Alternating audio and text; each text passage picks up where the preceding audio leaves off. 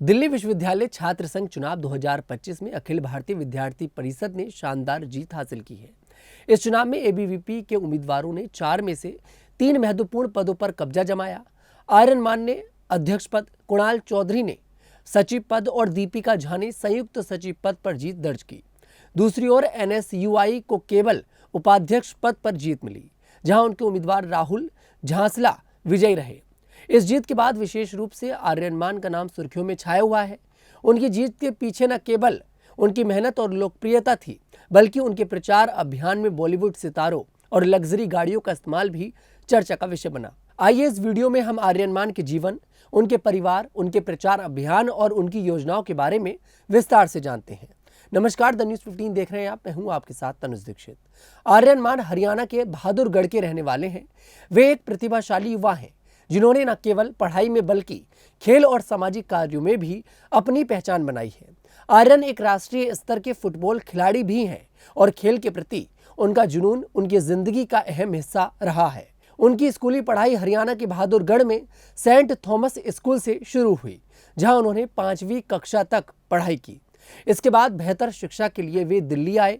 दिल्ली के वसंत कुंज में स्थित जीडी गोयनका स्कूल से उन्होंने 12वीं कक्षा तक की पढ़ाई पूरी की। खेल में उनकी प्रतिभा के कारण उन्हें स्पोर्ट्स कोटे के तहत दिल्ली विश्वविद्यालय में दाखिला मिला। उन्होंने दिल्ली यूनिवर्सिटी के प्रतिष्ठित हंसराज कॉलेज से ग्रेजुएशन की पढ़ाई पूरी की। वर्तमान में वे दिल्ली विश्वविद्यालय से ही लाइब्रेरी साइंस में मास्टर डिग्री हासिल कर रहे हैं।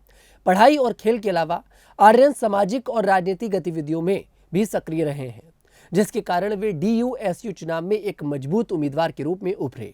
आर्यन मान का परिवार हरियाणा के बिजनेस जगत में एक जाना माना नाम है। उनके पिता सिकंदर मान एक सफल कारोबारी हैं और हरियाणा के बेरी में स्थित एडीएस ग्रुप के कार्यकारी निदेशक हैं। सिकंदर मान का परिवार न केवल व्यवसाय में बल्कि सामाजिक क्षेत्र में भी अपनी पहचान रखता है। उनकी मां के बारे में ज्यादा जानकारी सार्वजनिक नहीं है, लेकिन यह माना जाता है कि वे अपने परिवार के लिए एक मजबूत आधार रही हैं और आर्यन की सफलता में उनका भी महत्वपूर्ण योगदान है। आर्यन के बड़े भाई विराट मान भी एक सफल बिजनेसमैन हैं। वे एडीएस ग्रुप के सीईओ हैं और साथ ही रोको ब्रांड के निदेशक भी हैं। परिवार का व्यवसाय मुख्य रूप से शराब और अन्य उद्योगों से जुड़ा हुआ है, जिसके कारण उनकी आर्थिक स्थिति काफी मजबूत है। इस पृष्ठभूमि ने आर्यन को न केवल आर्थिक सहायता दी, बल्कि उन्हें एक आत्मविश्वास और नेतृत्व की भावना भी प्रदान की, जो उनकी जीत में साफ दिखाई देती है। डीयूएसयू चुनाव दिल्ली विश्वविद्यालय के छात्रों के बीच एक बड़ा और महत्वपूर्ण आयोजन होता है। इस बार के चुनाव में आर्यन मान का प्रचार अभियान चर्चा का केंद्र रहा। उनके प्रचार में रेंज रोवर जैसी लग्जरी गाड़ियों का इस्तेमाल हुआ, जिनके वीडियो सोशल मीडिया पर खूब वायरल हुए। इन गाड़ियों ने न केवल छात्रों का ध्यान खींचा, बल्कि उनके अभियान को एक अलग पहचान भी दी।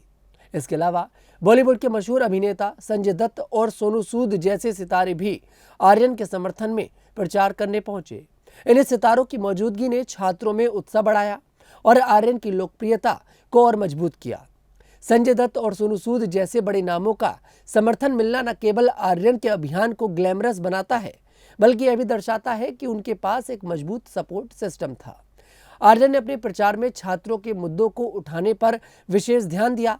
उन्होंने परिवहन सुविधाओं, कॉलेज में बुनियादी सुविधाओं जैसे पानी, एसी और बेहतर शैक्षिक माहौल की बात की। उनके इस दृष्टिकोण ने छात्रों को आकर्षित किया और उनकी जीत का रास्ता आसान किया। चुनाव में जीत हासिल करने के बाद आर्यन मान ने अपनी खुशी और कृतज्ञता जाहिर की।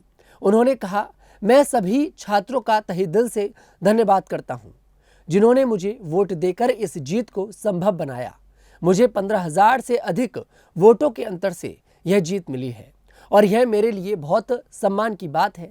उन्होंने आगे कहा, मेरा लक्ष्य दिल्ली विश्वविद्यालय के छात्रों के लिए बेहतर सुविधाएं उपलब्ध कराना है।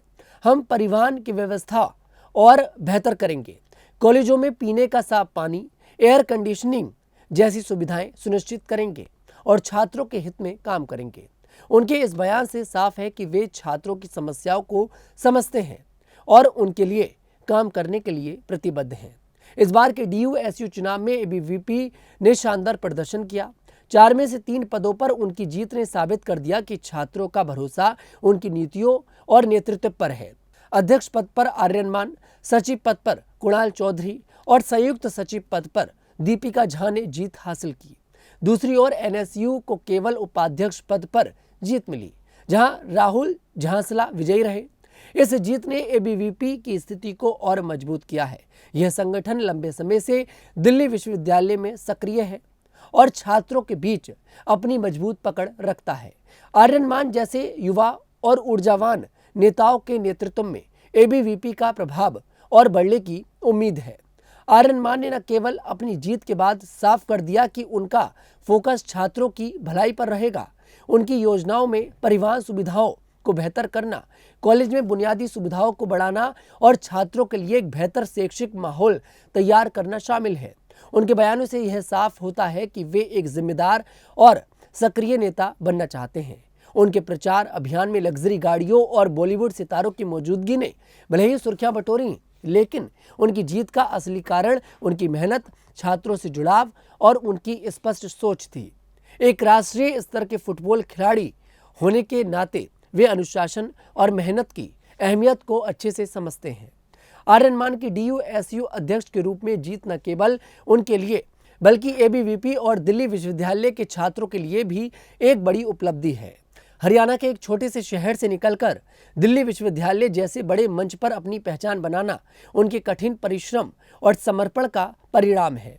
उनके परिवार का समर्थन, उनकी खेल पृष्ठभूमि और उनकी नेतृत्व क्षमता ने उन्हें इस मुकाम तक पहुंचाया। अब जबकि वे डीएसयू के नए अध्यक्ष हैं, छात्रों को उनसे बहुत उम्मीदें हैं।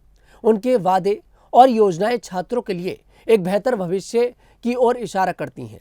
आने वाले समय में यह देखना दिलचस्प होगा कि आर्यन मान अपने वादों को कैसे पूरा करते हैं और दिल्ली विश्वविद्यालय के छात्रों के लिए क्या बदलाव लाते हैं।